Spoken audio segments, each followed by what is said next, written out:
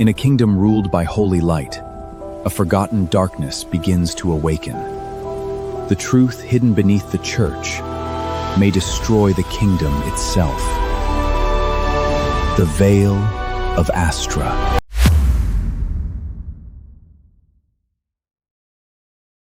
The Veil of Astra. Whispers beneath the holy light. Rain fell over Luminas in a slow, steady curtain. Even beneath the storm clouds, the holy capital held its glow.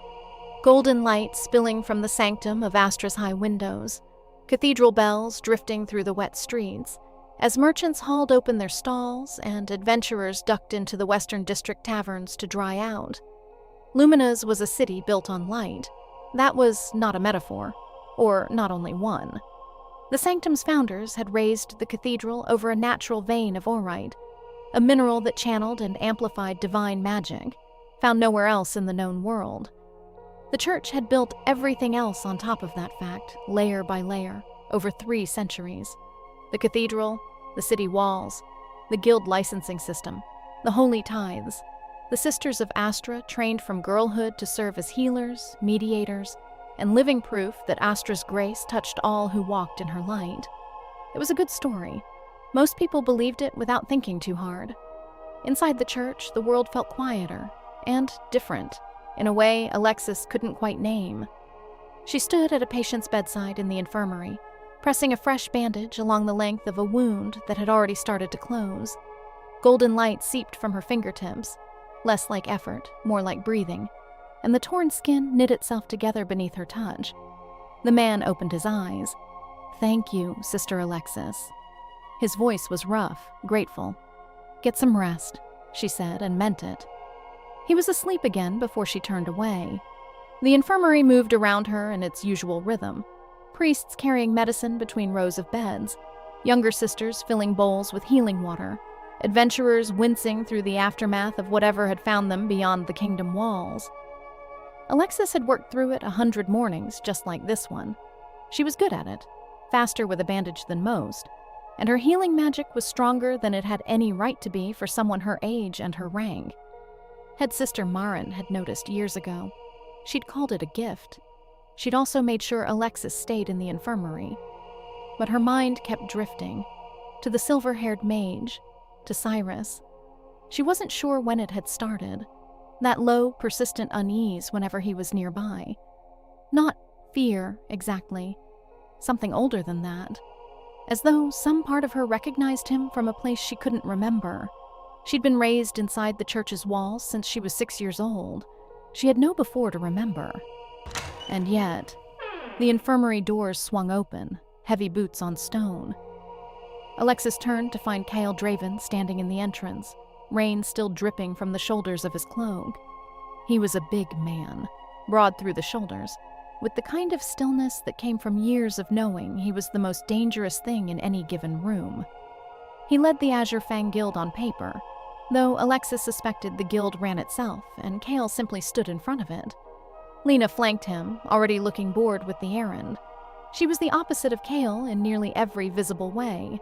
Small, quick, with clever eyes, and a grin that usually meant she was about to say something she'd already calculated the impact of.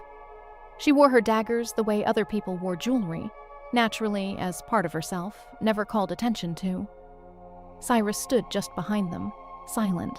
His eyes found hers immediately. "You're wanted upstairs," Cale said. "The old man," Lena added with feeling. Cyrus said nothing. Christopher Hale's private chamber sat at the top of a long corridor that always felt colder than the rest of the cathedral, no matter the hour. Alexis had never figured out why. She'd asked one of the older priests about it once, years ago, and he'd changed the subject so smoothly she'd nearly missed that he'd done it. The guards opened the doors without a word. Christopher stood at the window with his back to them, hands clasped, watching the rain blur the city below. He was older than he looked, or perhaps he simply aged in a way that was hard to track, like a stone worn smooth by water. Candlelight caught the silver in his hair and threw long shadows across the stone walls. He turned when he heard them enter, and his smile was the same as always, measured, warm, utterly unreadable. "Alexis," He let the name settle before continuing. I hear you've made quite an impression on the adventurers in your care. I only do what I'm here to do, she said. He chuckled softly, as though she'd said something charming. Then his attention moved past her to the Azure Fang Guild. Your party has been assigned an official church expedition. Cale's expression didn't shift, but his posture did. Where? Christopher crossed to a table spread with old maps and placed a finger on the northern region. 3 days out. A monastery called St. Aurelia, abandoned for decades since before the Hollow War. In its time, it was one of the oldest active religious sites in the kingdom. He set something on the table beside the maps. A small silver emblem, cracked through with dark lines that looked almost like veins. It bore the same stylized sunburst as the church's official seal, but inverted, its rays pointing inward. Adventurers sent to investigate the ruins have been disappearing. The ones who do come back aren't easy to talk to. The room was very quiet. They speak of shadows, Christopher said. Across the table, Alexis saw something move through Cyrus's expression. Quick, controlled, gone before she could read it fully. His eyes had dropped to the emblem and stayed there. Christopher looked at her. A sister of Astra's healing abilities could prove essential to this mission. She's not a soldier. Cale's voice was flat. No, Christopher agreed pleasantly. She's something more useful. Alexis stepped forward before Cale could say anything else. I'll go. It wasn't a decision she'd thought through. It felt more like something that had already been decided, somewhere beneath her reasoning, and she was only catching up to it now. She'd spent 12 years in these walls, and for the first time, something beyond them was pulling at her like a current. Lena shot her a look. Cale's jaw tightened. Cyrus, still watching her, looked like he might have said something, but didn't. Excellent, Christopher said. Alexis didn't see his face change as she turned to leave. She didn't see the warmth drain out of it the moment the doors shut behind her, or the way he reached for the silver emblem, turning it slowly in his fingers. She didn't see the thin black lines that briefly traced his knuckles like ink, before fading back beneath his sleeve. He stood at the window for a long time after they were gone, watching the city below. 2 hooded figures stood on a rain-slicked rooftop on the far side of the city, watching the sanctum's high windows. The taller one lowered a spyglass. He was lean and weathered, with the patient stillness of someone who had spent a great deal of his life waiting for the right moment. She's leaving the capital. Beside him, a woman with golden hair tucked under her hood was quiet for a long moment. When she finally spoke, her voice was low and careful. The voice of someone who had learned that words, once said, could not be recalled. Then we don't have much time. She paused. Does she know anything? No, the man said. Not yet. The woman exhaled slowly. Then we keep it that way, until we can't.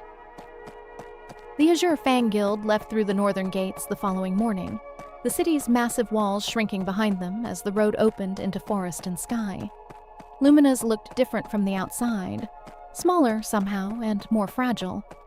The sanctum's golden light caught the rain and scattered it like broken glass. Alexis watched it until the tree line took it away. She sat in the caravan beside Lena, watching the capital disappear. First time outside the walls? Lena asked. That obvious? You're looking at the trees like they might do something. Lena grinned. Fair warning, they might. From the front, Cale exhaled. You're going to terrify her. She should be a little terrified, Lena said cheerfully. It's healthy. Alexis found herself almost smiling.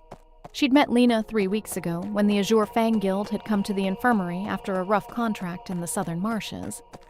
Lena had been the only one of the injured who tried to make the healer laugh.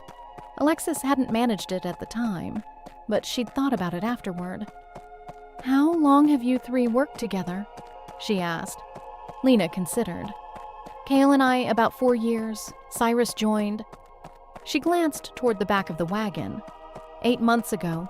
Showed up at our guild hall one evening, asked to hire on for a job, and just never left. Did he say where he came from? He said enough to make Cale trust him, Lena said, which is genuinely more than most people manage in 4 years. At the back of the wagon, Cyrus sat alone with an old book open across his knees. Its pages were covered in layered symbols. Not a script she'd been taught, not any language she could name. But when her eyes landed on one of the figures, something in her chest shifted, like a key turning in a lock she hadn't known was there. "You can read them, can't you?" She looked up. Cyrus hadn't moved, but his eyes were on her now over the edge of the page. "I can't," she said, a beat too quickly. He didn't push it. But the faint curve at the corner of his mouth suggested he wasn't convinced, and Alexis looked away before she had to decide what to do with that. The northern forest swallowed them by midday. The change was immediate and complete. Sunlight guttered out beneath a canopy so old and dense, it felt less like shade and more like weather. The trees here were enormous, their roots breaking the surface of the earth like the knuckles of buried giants, their bark grown pale and strange in the low light. Fog sat thick across the forest floor, swallowing sound and distance both. Even the horses slowed without being asked. "The thornwood," Lena said quietly, no longer cheerful. "Older than Luminas, older than the church probably. People used to worship out here before Astra." "What happened to them?" Alexis asked. Lena opened her mouth, closed it. "Ask Cyrus." Alexis looked toward the back of the wagon. Cyrus had closed his book. He was watching the trees. "They were absorbed," he said without looking at her. "The church is very good at absorption. What it can't absorb, it renames. What it can't rename, it buries." No one had an answer for that. The wagon rolled on. The sound came without warning. A voice, not a scream, not quite. Something between the two, ragged at the edges, cut off before it resolved into either. Cale was on his feet before the second echo died. "Weapons out." The fog shifted. Figures emerged from it, not monsters. People, or what had been people. Their skin was threaded with black veins that pulsed faintly, as though something beneath the surface was still moving. Their movements were wrong in a way that was hard to look at directly. Too fluid, too sudden, like a reflection that was half a second behind. Their eyes carried a faint purple light that had nothing holy about it. "Corrupted," Alexis breathed. She had read about corruption.